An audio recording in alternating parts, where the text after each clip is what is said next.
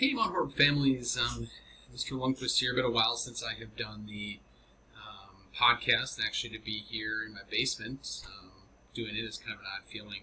Hope you're doing well. Hope you're staying healthy. What an odd time. Well, I'm reaching out really, and I didn't want to inundate emails, but I also know that we do have a number of different things that are going to be happening here starting Monday, with instruction.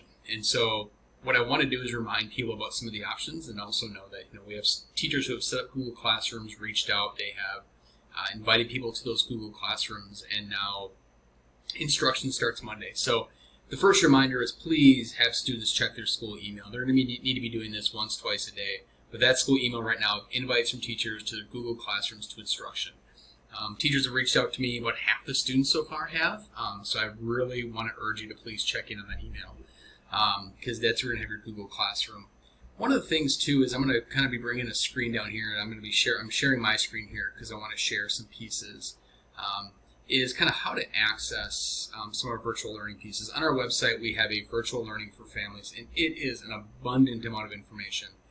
Anything you can imagine is going to be on this piece, from learning schedule, what you need, kind of the approach, the hours students should be taking at the high school level, 3 hours of screen time, total of 4 hours a day. We're not asking students to be doing 8 hours a day.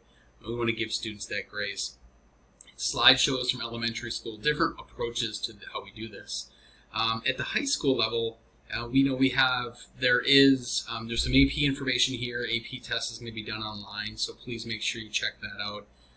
There's weekly lesson plans. There's some videos on how to do things here. Students with an IEP, student communications. And also some rules around kind of when you're doing video conferencing and what you're doing regarding office hours. So speaking of office hours, and these are rules, these are 5 different things. Speaking of office hours, every school is doing a little bit differently. At the high school, if you go down here, how to access virtual office hours for grades 9-12, in this piece, you will see there's a link here that will then bring up this page.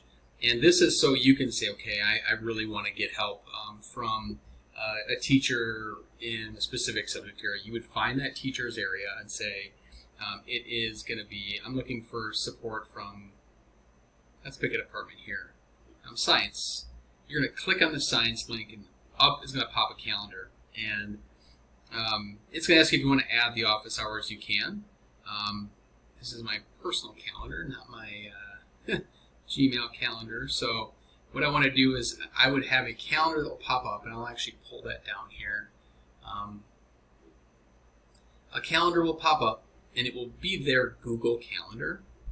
And they'll go here, and let's go to next week because that's more appropriate. And then here you have science office hours. So you'd say, okay, I really need to see Mr. Lazar. When can I get help from him? Mr. Lazar is 1 o'clock on Monday. So I'm going to click that.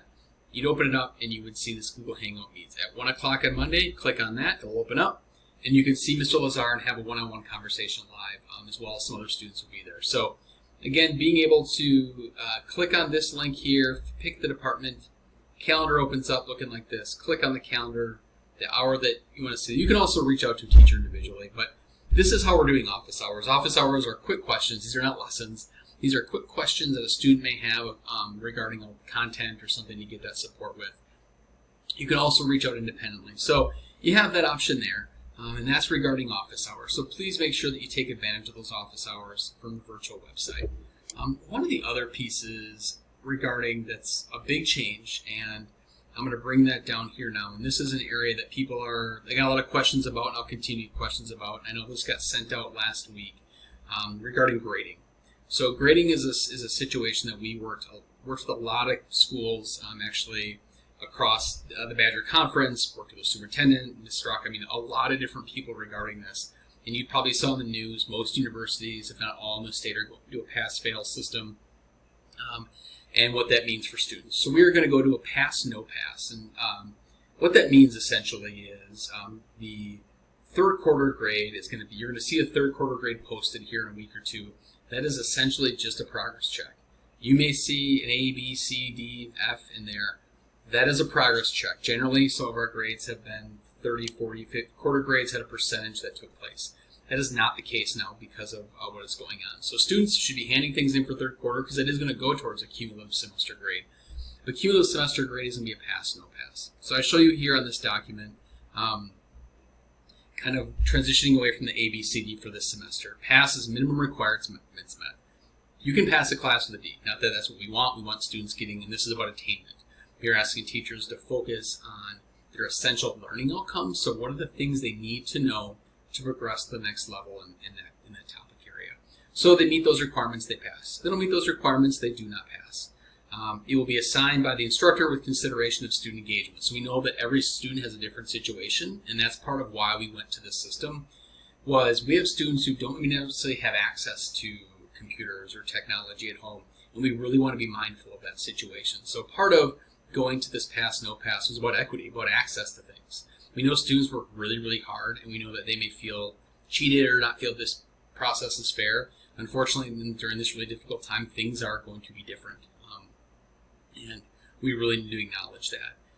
GPAs were frozen at the end of first semester, so this pass, no pass will have no impact on GPA. What they had at the end of that first semester will be their GPA starting next semester. This pass, no pass is essentially to get the credit for those courses towards graduation.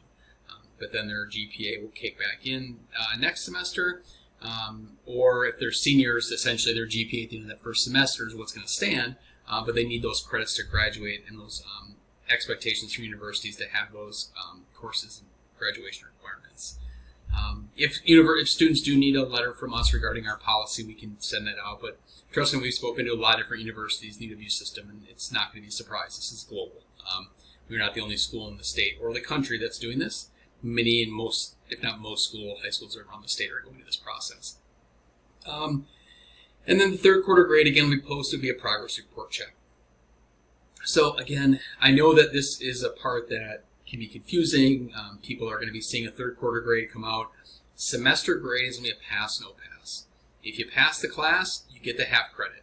And I think that's really important for students to have an understanding of it. You get that credit, you pass. And some for students, they may just be really easier. Some for students, this virtual piece may be a challenge. And that's why we have those office hours, and that's why we want to have as much availability for students as we possibly can.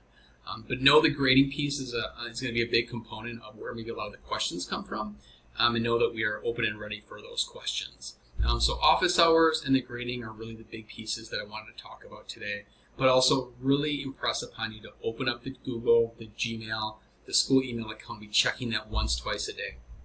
We've asked staff to have lessons for the next week posted by noon on Friday. So today at noon, most lessons for next week, maybe some odds and ends will be added, should be online and should be available for students for next week. So they have the weekend to take a look. We know that there are families at home who don't have access. The kids can't have access during the week because parents are working. I'm at home working. My wife works from home. And, I have a 5-year-old who's going to be in 4K and trying to make sure that he's staying engaged. And we're doing this while also trying to work. It is a challenge. And I know that families are bigger and they have bigger challenges, and we really want to be mindful of that. So, again, we hope you're doing well. There's a lot of really interesting things going on. I want to say, there's some teachers are really doing some amazing work, and to ask teachers to essentially completely reinvent themselves as educators during this process has really been wonderful to see our teachers step up and our staff step up. But it helps when we have really good students and really amazing families in supporting that process. So, again, if you have questions, please feel free to reach out to myself, Ms. Corcoran, or Ms. Nessheim, or anybody here at the high school. But the grading piece is one that I can imagine is going to be questions. Feel free to reach out if technology is an issue. We want to make sure that we're getting technology in people's hands. And then remember that the pass, no pass is the grading that we're going to be using. So feel free to reach out to teachers, ask those specific questions to those teachers. I can't necessarily answer every specific incident for every teacher, but please know that we want to do what's best for students, and during this really difficult time, provide students grace and acknowledge that it's a different experience. For those students who are taking AP courses, please be on the lookout for that AP information. AP, if you go to College Board's AP website today, they announce the dates and the times for those assessments that they're going to be giving for the AP test, which is all going to be online from home. And those are, those FRQs, those free response questions. So go there, get that information, reach out to your specific AP teacher, because that's some really, really important information that we want you to know. So again, hope everybody's doing well. Again, I will try not to bombard with emails over and over, try to do maybe one a week that encompasses a lot of different pieces of information. So I'll include links in this email that will go out to families with to the scheduling piece and the virtual learning. And please, again, reach out. We hope you're doing well. We hope you're staying safe, watching those hands, staying home, kind of doing the good for the greater good for everybody as we stay close to our homes and hope that this can pass as soon as possible. But know that we want everybody to be safe and healthy. So hope to see people soon, and we know that this will be maybe a while before we see everybody. I'm going to try to minimize things here so I can shut down this recording piece. But thank you again. Take care, and we will see you hopefully soon.